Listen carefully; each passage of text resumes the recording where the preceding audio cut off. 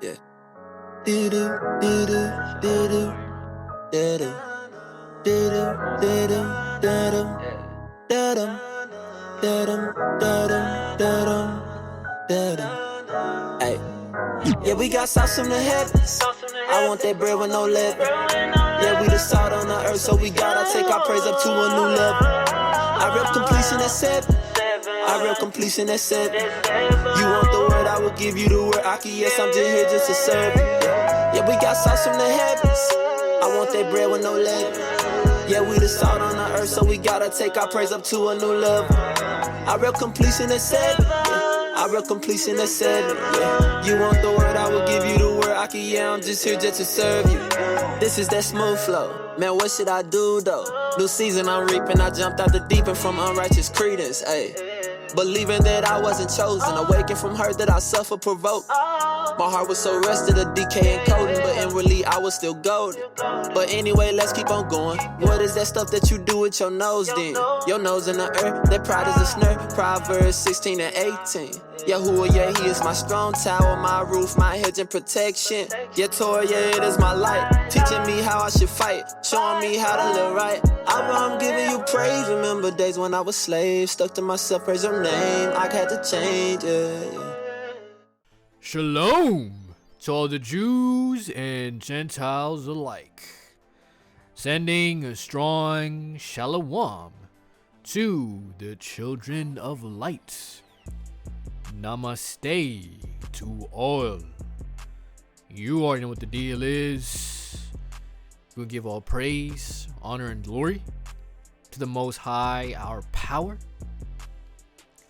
To 𝐁𝐸𝐤𝐬. To Wakanda, the Great Spirit. Yahuwah Sabaoth, Yahuwah Osenu, Yahuwah Shamayim, the Supreme Consciousness, through the Holy Shekinah. Acknowledgement to our elder brother, Yahushua HaMashiach, Yahushai, Matzah the Lamb, Isa, Emmanuel, Yesiah, the Messiah, Yahusha, the Lion from the tribe of Yehuda, the one the world calls Jesus Christ. So today, brethren, we're going to be talking about Behemoth, or should I say King Kong, and Leviathan, or should I say Godzilla, and Ziz, which is Radon. Okay, we're going to be saying how Hollywood, they love putting truth in the movies, and it's no coincidence that they got this from the scriptures. They always gotta throw some scriptures in there. Okay, we talked about the Eternals. Okay, we talked about Doctor Strange, all these Marvel movies, and there's just a lot of truth in these movies. You gotta watch these movies with spiritual eyes. But most people, they just see it as entertainment. They see it as fiction. And when they really go down, they gonna be like, wait a second, you telling me all that stuff in the movies was real? Right? The Gentiles, the other nations, they not gonna really be ready for something like this. I mean, for crying out loud, I mean, just imagine how these other nations gonna act when they see these chariots in the sky. I mean, it's already happening right now. Right? Just imagine when those whole light beings come through. Okay, it's gonna be a sight to behold. All right, so let's go ahead and get right into it. So we're gonna go to the book of Job, chapter 40 and verse 15, and it reads, "Behold now, Behemoth, which I made with thee, he eateth grass as an ox." So we already getting some Behemoth action already in the book of Job. Okay? So we're going to go to some other books, and we're going to get some more overstanding. Let's go to the book of 2nd Ezra, which is also known as 4th Ezra. Chapter 6, verse 49. Then did you ordain 2 living creatures, the one you called Behemoth, and the other Leviathan, and did separate the one from the other, for the 7th part, namely, where the water was gathered together, might not hold them both? Unto Behemoth you gave 1 part, which was dried up the 3rd day, that he should dwell in the same part, wherein are 1,000 hills.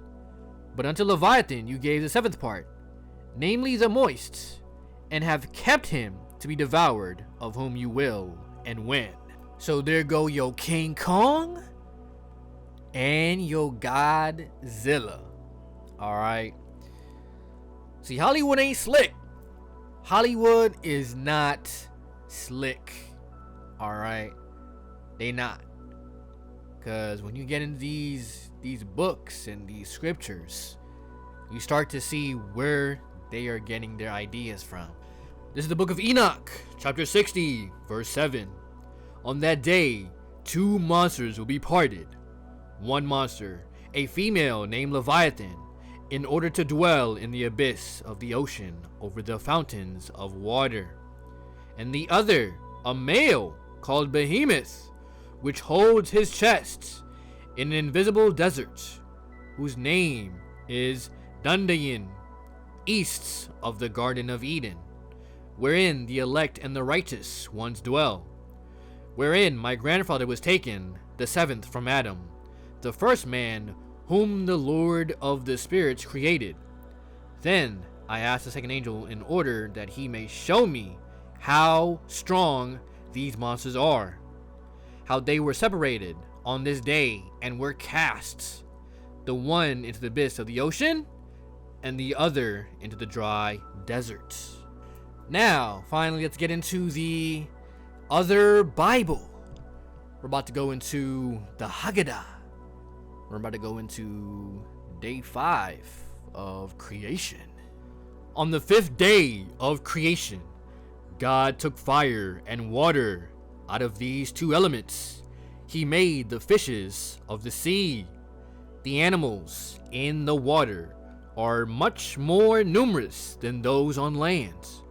For every species on land, excepting only the weasel, there is a corresponding species in the water, and besides, there are many found only in the water. The ruler over the sea animals is Leviathan. With all the other fishes, he was made on the 5th day. Originally, he was created male and female like all the other animals. But when it appeared that a pair of these monsters might annihilate the whole earth with their united strength, the Most High killed the female.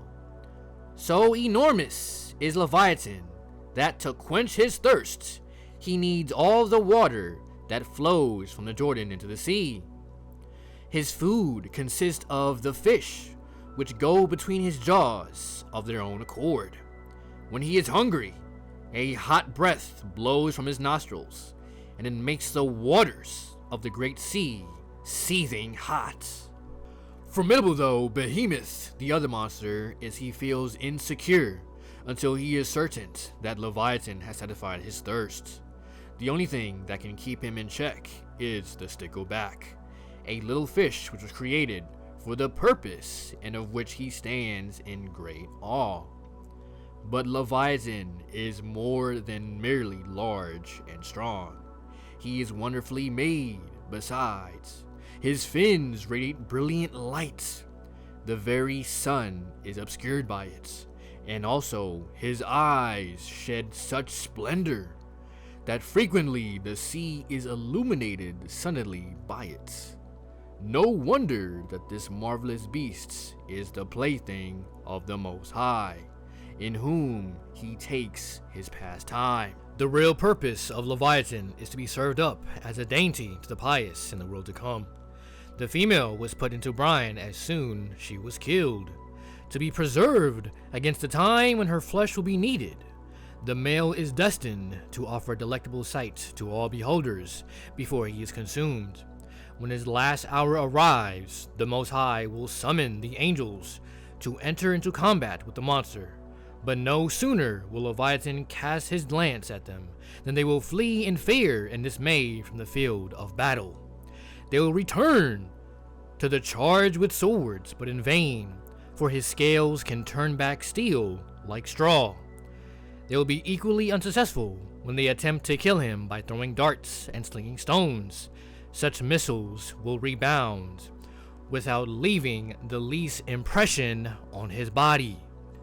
Disheartened, the angels will give up on the combat, and the Most High will command Leviathan and Behemoth to enter into a duel with each other. There goes that Godzilla vs. King Kong. The issue will be that both will drop dead. Behemoth slaughtered by a blow of Leviathan's fins, and Leviathan killed by a lash of Behemoth's tail. As Leviathan is the king of fishes, so the Ziz is appointed to rule over the birds. His name comes from the variety of tastes his flesh has. It tastes like this, 𝐁𝐸, and like that 𝐁𝐸, the Ziz is as monstrous of size as Leviathan himself. His ankles rest on the earth, and his head reaches to the very sky. So Ziz is like, what's his name? Rodan from Godzilla. If you've seen Rodan before in the Godzilla movies, that's basically what Ziz is that big old bird. The Ziz has another name, Renanim, because he is a celestial singer. On account of his relation to the heavenly regions, he is also called Sequi, the seer, and besides, he is called son of the nests, because his fledgling birds break away from the shell without being hatched by the mother bird. They spring directly from the nest, as it were, as the fish were formed out the water, and the birds out of boggy earth, well mixed with water, so the mammals were formed out of solid earth. And as Leviathan is the most notable representative of the fish kind, and Ziz of the bird kind, so Behemoth is the most notable representative of the mammal kind. Behemoth matches Leviathan in strength, and he had to be prevented, like Leviathan, from multiplying and increasing, else the world could not have continued to exist. After the Most High had created him male and female, he at once deprived him of the desire to propagate his kind. He is so monstrous that he requires the produce of 1,000 mountains for his daily food. All the water that flows through the bed of the Jordan in a year suffices him exactly for one gulp. Leviathan, Ziz, and Behemoth are not the only monsters. There are many others and marvelous ones, like the reem, a giant animal of which only one couple, male and female, is in existence. Had there been more, the world could hardly have maintained itself against them. Whoop, there it is. So now we have a better understanding on Behemoth, Leviathan, and Ziz. So these monsters that were created at the beginning of creation gonna come back, and it's gonna be like a movie. Gonna be sitting back watching King Kong versus Godzilla, with Rodan flying all over the place, and these Gentiles, these other nations, fighting the Brotherhood of Light. Hopefully you learned something new, you got something out of it. A little snack to munch on, a pastry snack. That's gonna be it. I say shalom and stay strong.